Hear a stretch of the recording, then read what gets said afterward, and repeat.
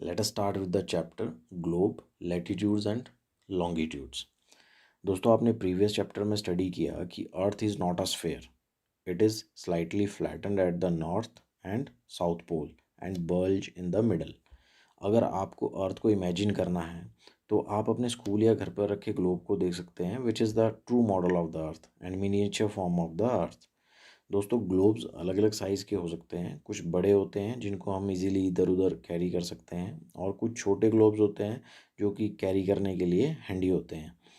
आपने देखा होगा कि ग्लोब्स जो होते हैं वो फिक्स नहीं होते, उनको रोटेट या स्पिन किया जा सकता है। ओके, तो दोस्तों जो ग्लोब होता है उसमें हमें continents, oceans and different countries दिखाई देती हैं in their correct size and position on the अर्थ। तो अब हम दोस्तों बात करते हैं कि इतनी बड़ी अर्थ में how can we describe the location of a particular point on a sphere like earth. तो उसके लिए हमें कुछ रेफरेंस लाइंस की आवश्यकता होती है। उसके बारे में भी हम बात करेंगे।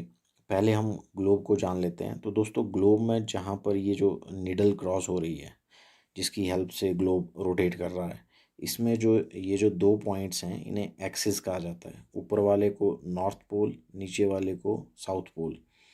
ये जो हम देख रहे हैं this is the only model, right.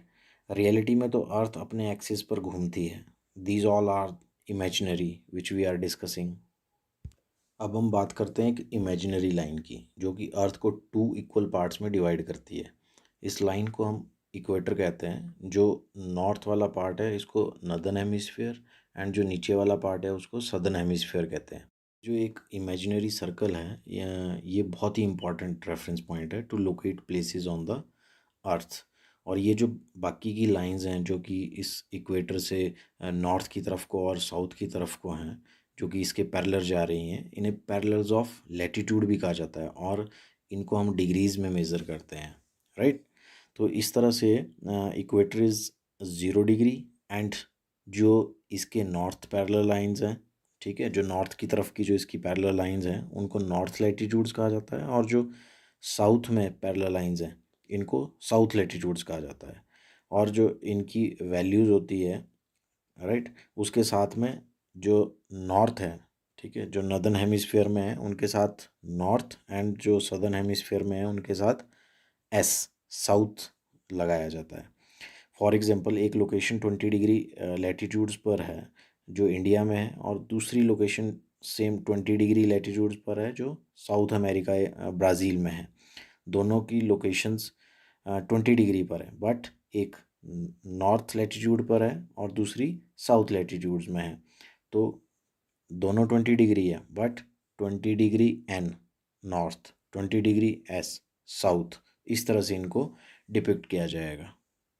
दोस्तों हमने बात की इक्वेटर की जो कि 0 डिग्री पर है, नॉर्थ पोल जो कि 90 डिग्री नॉर्थ पर है, साउथ पोल जो कि 90 डिग्री साउथ पर है। इसके अलावा there are 4 other important parallels of latitudes. Number 1 Tropic of Cancer 23.5 degree north in northern hemisphere, Tropic of Capricorn 23.5 degree south in southern hemisphere, Arctic Circle at 66.5 degree north of the equator, Antarctic Circle at the 66.5 degree south of the equator. On the basis of these 4 important parallel lines हम earth को different heat zones में divide करते हैं। Tropic of Cancer 23.5 degree north से लेकर Tropic of Capricorn 23.5 degree south के बीच का जो एरिया है, जिसमें कि साल भर जो सनलाइट है या sun is exactly overhead at least once in a year, right. इस तरह से ये जोन सबसे ज़्यादा सोलर हीट रिसीव करता है और सबसे ज़्यादा टेम्परेचर यहाँ पर होता है। इस जोन को टॉरिड जोन के नाम से जाना जाता है, इसे हम टॉरिड जोन कहते हैं। और जो लैटिट्यूड्स 23.5 डिग्री नॉर्थ और 23.5 डिग्री साउथ लैटिट्यूड से आगे के हैं उनमें सनरेज़ कभी भी ओवरहेड नहीं होती हैं, क्योंकि सनरेज़ का जो एंगल है वो पोल्स की तरफ को डिक्रीज़ होता जाता है। इस तरह से 23.5 डिग्री नॉर्थ से लेकर 66.5 डिग्री नॉर्थ नॉर्दर्न हेमिस्फीयर और 23.5 डिग्री साउथ से 66.5 degree south latitudes southern hemisphere में टेम्परेचर मॉडरेट रहता है, ना कम ना ज़्यादा। तो इस जोन को हम टेम्परेट जोन कहते हैं। इसे हम किस नाम से जानते हैं? टेम्परेट जोन के नाम से जानते हैं। तो दोस्तों जो एरिया आर्कटिक सर्कल और नॉर्थ पोल के बीच का है नॉर्दर्न हेमिस्फीयर में, और जो एरिया एंटार्कटिक सर्कल और साउथ पोल के बीच का है सदर्न हेमिस्फीयर में, जो कि बहुत ही ठंडा है, बिकॉज सनलाइट जो होती है वो सनरेज स्लैंटिंग होने के कारण, ठीक है, जैसे मैंने आपको बताया कि जैसे इक्वेटर से नॉर्थ या साउथ की तरफ को जो सनरेज का एंगल है वो बिल्कुल स्लैंटिंग होता चलता है।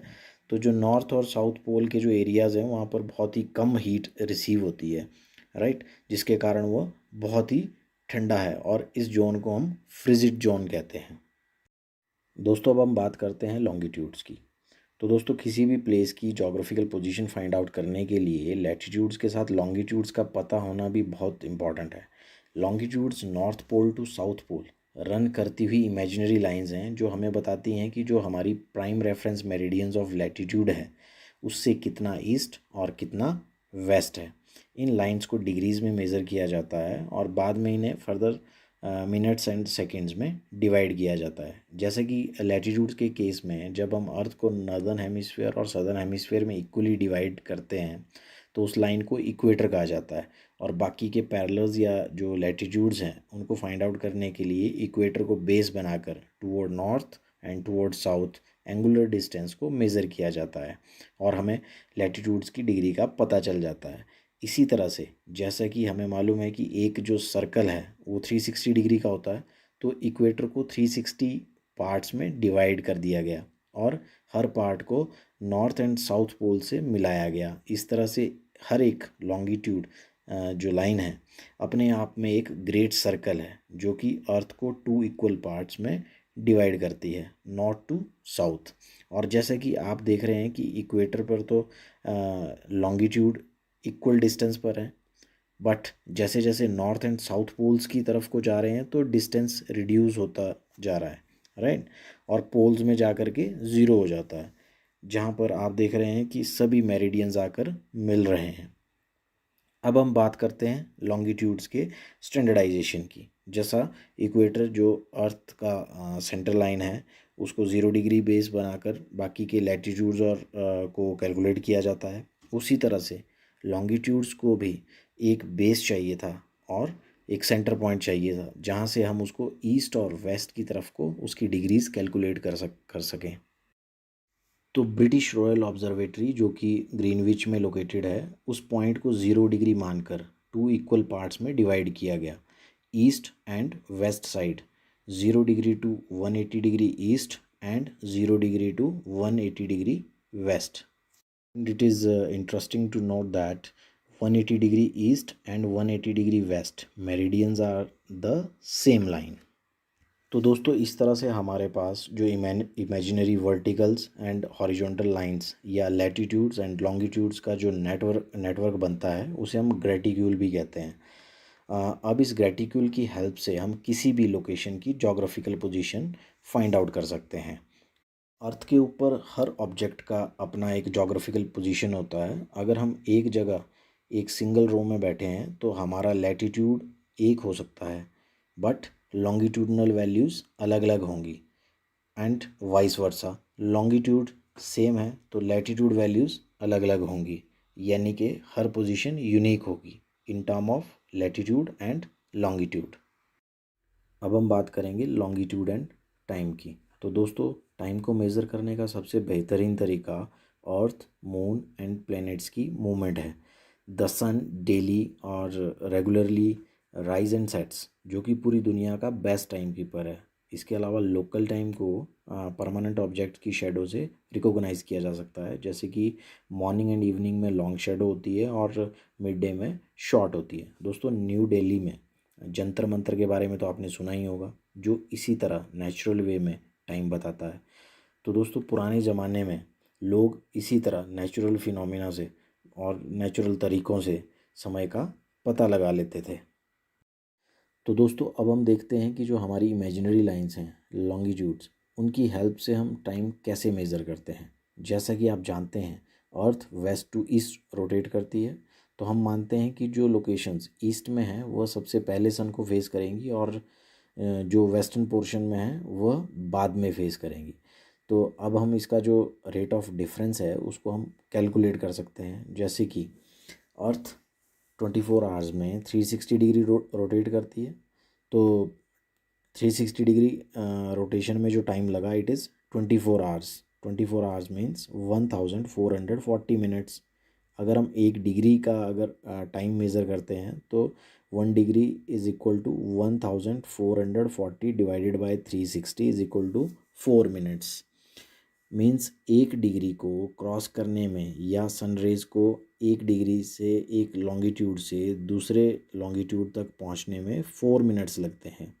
तो इस तरह से अगर ग्रीनविच प्राइम मेरिडियन में दिन के 12 बजे हुए हैं जो कि 0 डिग्री पर है, तो इंडिया में जो कि 82.5 डिग्री ईस्ट में है, अगर हम इसके जो टाइम डिफरेंस अगर हम देखते हैं तो 82.5 इंटू 4, ठीक है।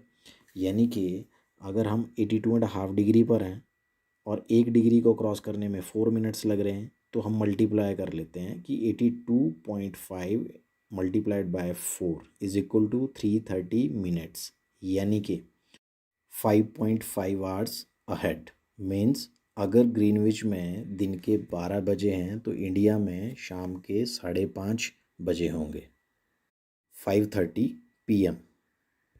दोस्तों keep one thing in mind that Greenwich prime meridian से अगर हम ईस्ट की तरफ को जाते हैं तो सेम टाइम में पर डिग्री 4 मिनट्स के डिफरेंस से टाइम चेंज होगा, यानी कि प्लस होगा। और अगर हम वेस्ट की तरफ को जाते हैं तो सिमिलरली सेम टाइम में पर डिग्री 4 मिनट्स के डिफरेंस से टाइम चेंज होगा, यानी कि माइनस होगा। तो प्राइम मेरिडियन में अगर 12 बजे हैं तो 1 डिग्री ईस्ट में 12:04 PM होंगे, और उसी समय पर 1 डिग्री वेस्ट में 11:56 AM होंगे, राइट। तो अब दोस्तों बात आती है कि जैसे कोई भी देश किसी एक या दो लॉन्गिट्यूड्स के बीच में तो नहीं आता है, जबकि उसका जो एक्सटेंट होता है वो कई लॉन्गिट्यूड्स में होता है। तो इसके लिए एक स्टैंडर्ड टाइम लिया जाता है और उस कंट्री का जो सेंट्रल लॉन्गिट्यूड होता है उसके टाइम को in reference of prime meridian उस कंट्री का स्टैंडर्ड टाइम माना जाता है। जैसे इंडिया का एक्सटेंट लगभग 30 डिग्री लॉन्गिट्यूड्स का है, तो जब अरुणाचल प्रदेश में सनराइज़ होता है तो गुजरात में अभी रात होती है, क्योंकि इंडिया के ईस्ट एंड और वेस्ट एंड का जो डिफरेंस है लगभग 30 डिग्री का है। और पर डिग्री 4 मिनट्स, जैसा कि मैंने आपको बताया कि 4 मिनट्स लगते हैं सनरेज़ को 1 डिग्री से दूसरी डिग्री तक पहुंचने में, ठीक है। तो उस हिसाब से अगर हम देखें तो 30 degree multiplied by 4 minutes is equal to 120 minutes, यानी कि 2 आवर्स का डिफरेंस है।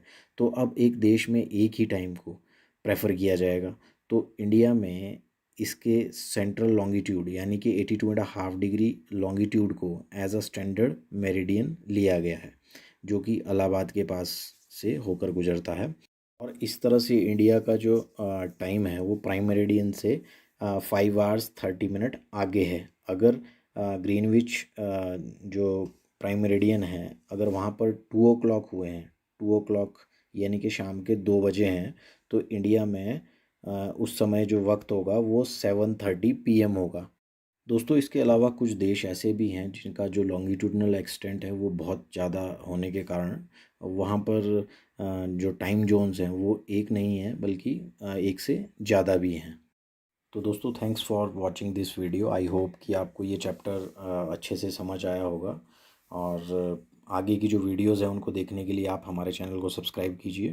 Thank you, thanks a lot and have a nice time.